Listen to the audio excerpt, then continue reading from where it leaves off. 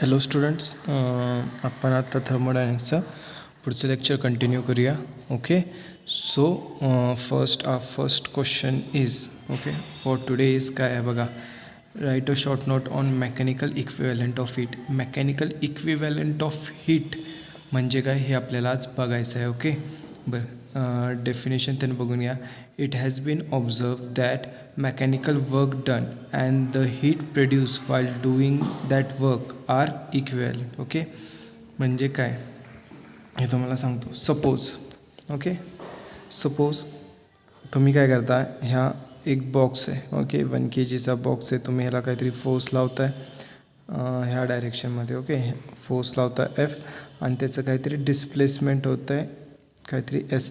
तर आपला work done काय असतो, फोर्स इंटू डिस्प्लेसमेंट. ओके, आता हे करण्यासाठी जेवढी हीट प्रोड्यूस होते, काय जेवढी हीट प्रोड्यूस होते, हे वर्क करण्यासाठी जेवढी हीट प्रोड्यूस होते. आता सपोज तुम्ही करत असणार, तुमच्यामध्ये काहीतरी हीट प्रोड्यूस होत असणार ना, तुमच्यामध्ये हीट प्रोड्यूस होते. तीच एनर्जी तुमच्या मसल्सला जाते. तेच मसल्स मग ते फोर्स अप्लाय करायला एक्झिक्यूट करतात, बरोबर. सो जी हीट प्रोड्यूस होते ते काय असतं आपल्याला, ते काय असतं मेकॅनिकल वर्क डन काय असतं, ऑर द हीट प्रोड्यूस असते ना आपली, तेच आपल्याला विचारलं आहे. ओके, तर काय दिलं बघा. It has been observe that mechanical work done and the heat produce while doing the work are equivalent.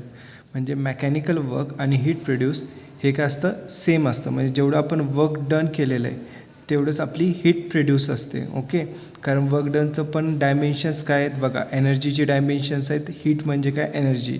म्हणजे हे दोन्ही काय असणार, सेम असणार. Okay, the equivalence is the mechanical equivalent of heat. Okay, आणि ह्याला जूल्स कॉन्स्टंट पण म्हणतात. काय म्हणतात सांगू, जूल काय म्हणतात, जूल्स कॉन्स्टंट पण म्हणतात. ओके, त्यानंतर the relation between the mechanical work W and the corresponding heat produce H is.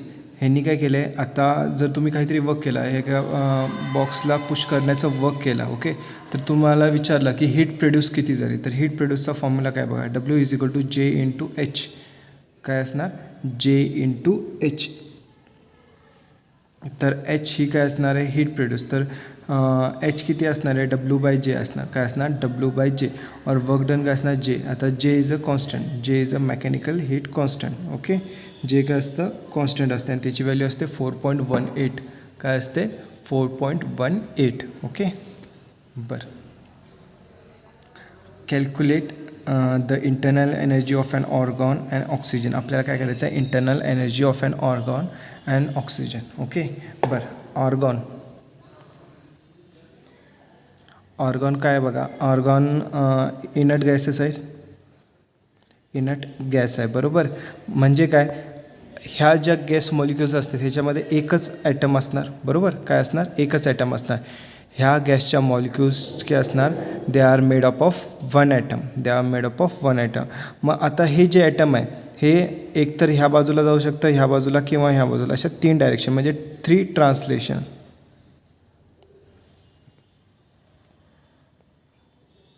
काय करणार, 3 ट्रान्सलेशन मोशन करणार. ओके, बरं. रोटेशनल केल्याने काय फायदा होत नाही. मग ह्याची जी पण एनर्जी आहे, काय ह्याची जी पण एनर्जी आहे, जेवढी पण एनर्जी आहे ती 3 ट्रान्सलेशन मोशन असणार, बरोबर.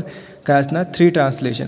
बरं, 3 ट्रान्सलेशन, प्रत्येक ट्रान्सलेशन मोशन आपल्याला एक टाईपची कायनेटिक एनर्जी देतं. मग ह्याची कायनेटिक एनर्जी किती असणार, हाफ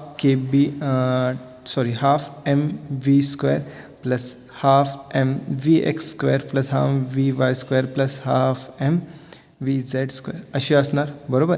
ही असणार हीची टोटल कायनेटिक एनर्जी. काय असणार, total kinetic energy for this 3 translation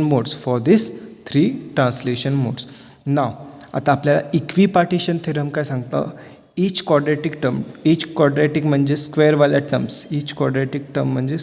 terms, और एनर्जीच्या टर्म्स म्हणू शकतो, और एनर्जीच्या terms give us half kBT of energy. किती देते, हाफ kBT ऑफ एनर्जी. मग ही टर्म जी आहे ती मला हाफ kBT, ही टर्म किती देणार, हाफ kBT, आणि ही टर्म किती देणार, हाफ KBT. तर यांचं तिघांचं ॲडिशन केलं किती येतं 3/2 KBT. किती येतं 3/2 KBT.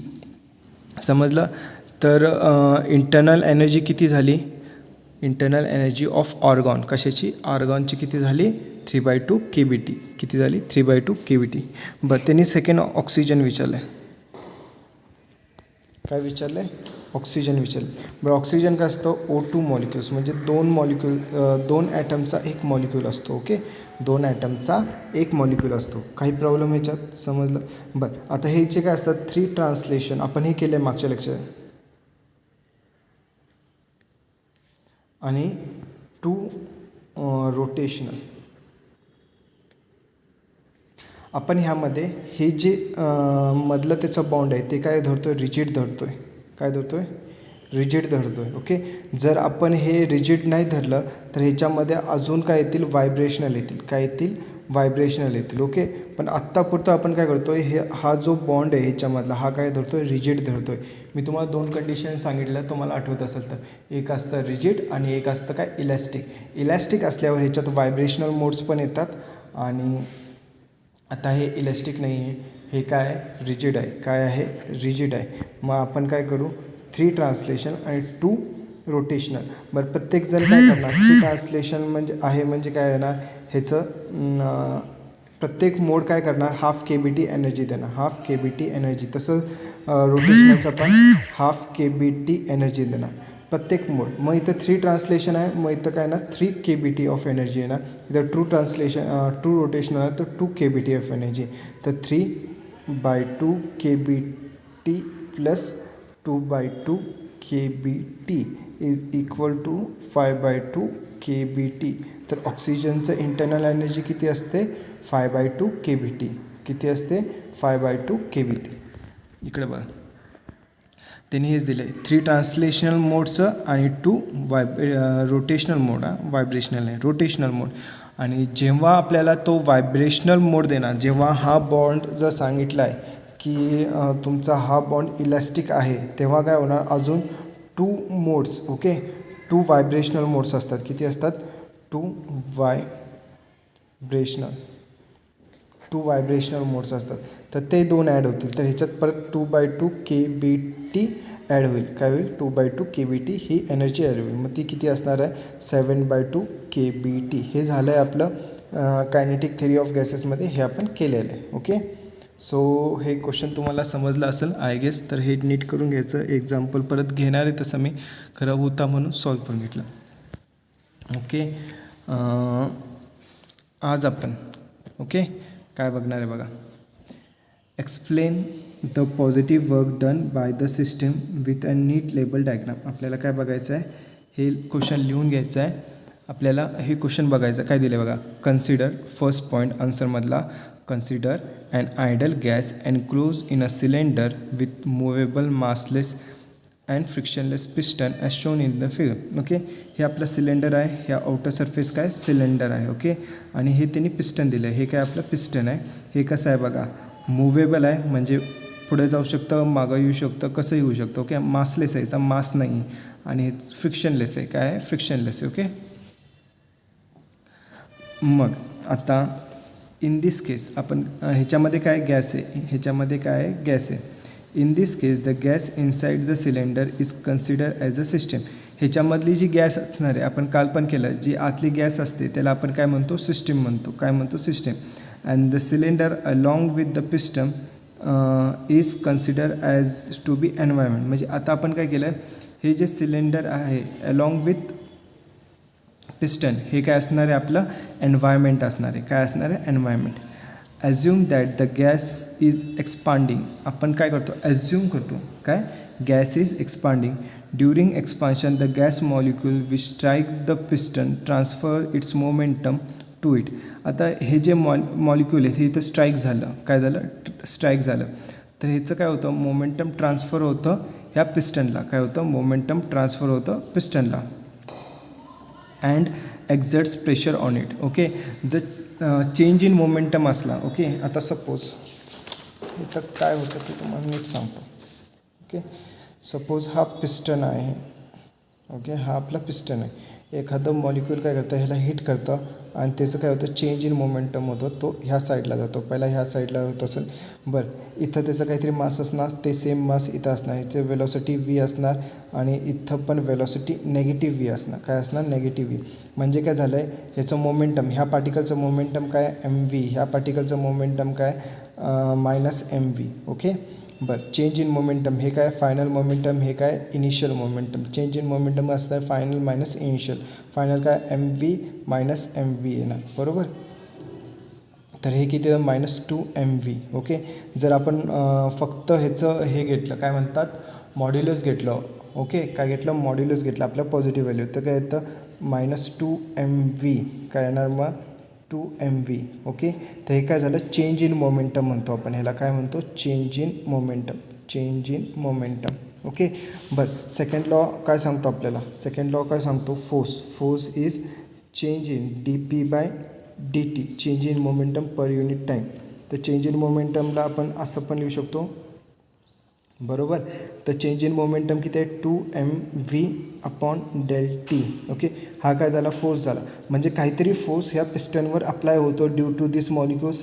काहीतरी फोर्स इज थोडंसं इंग्लिश मराठी होतं आहे मधीच. ठीक आहे, इंग्लिशमध्ये सांगतो.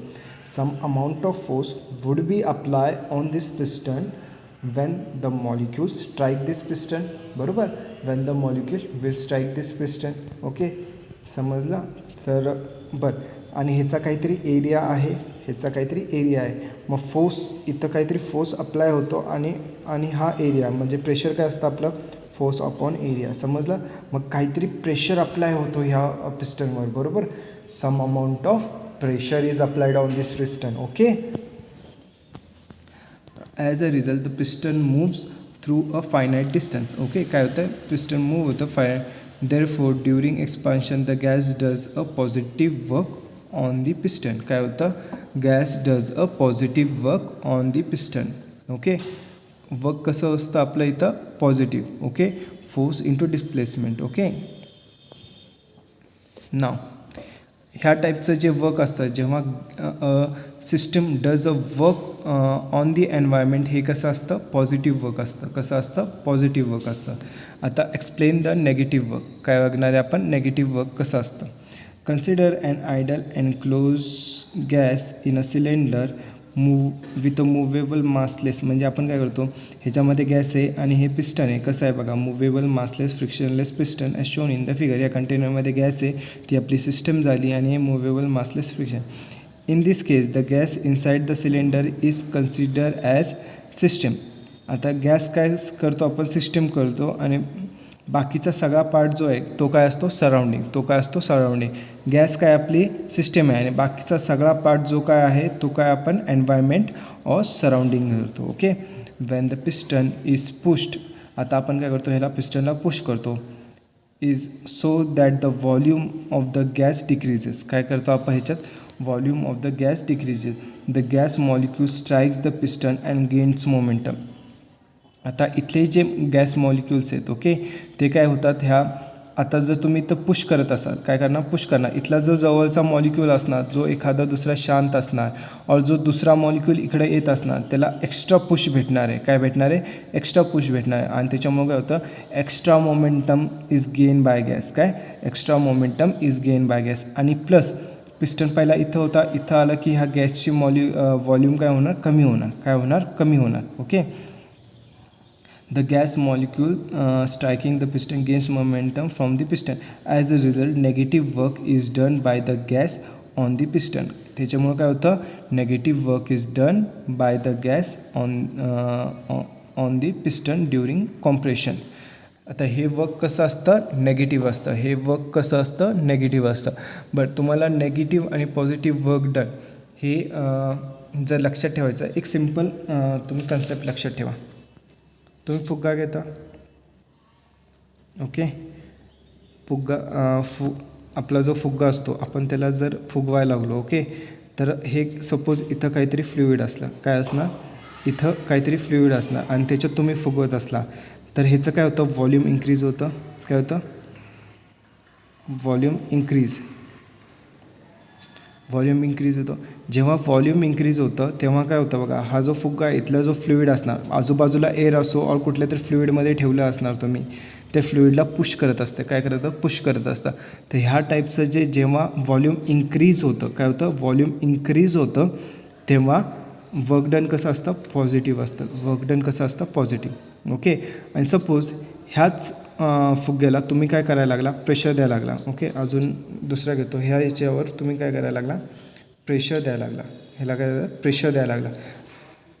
तर ह्या प्रेशरमुळं काय होतं की ह्याच्यावर व्हॉल्यूम काय होतं? Volume decreases. जेव्हा व्हॉल्यूम डिक्रीज होतो, काय? जेव्हा व्हॉल्यूम डिक्रीज होतो तेव्हा नेगेटिव्ह वर्क डन असतं. काय असतं? नेगेटिव्ह वर्क डन असतं. काय असतं? Negative work done. बरं, ह्याला आपण सेंटेन्समध्ये कधी कधी म्हणताना काय म्हणतात? Work done by the system. Work done by the system. Okay. आणि हे काय असतं? Work done on the system. हे लक्षात ठेवा.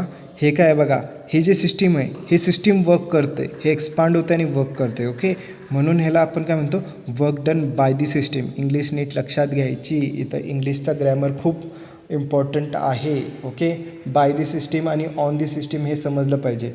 बरं, आता तुम्ही काय करताय? हे जे फ्लुईड आहे तर और कोणीही असो, हे तुम्ही पुश करताय. म्हणजे काय करताय?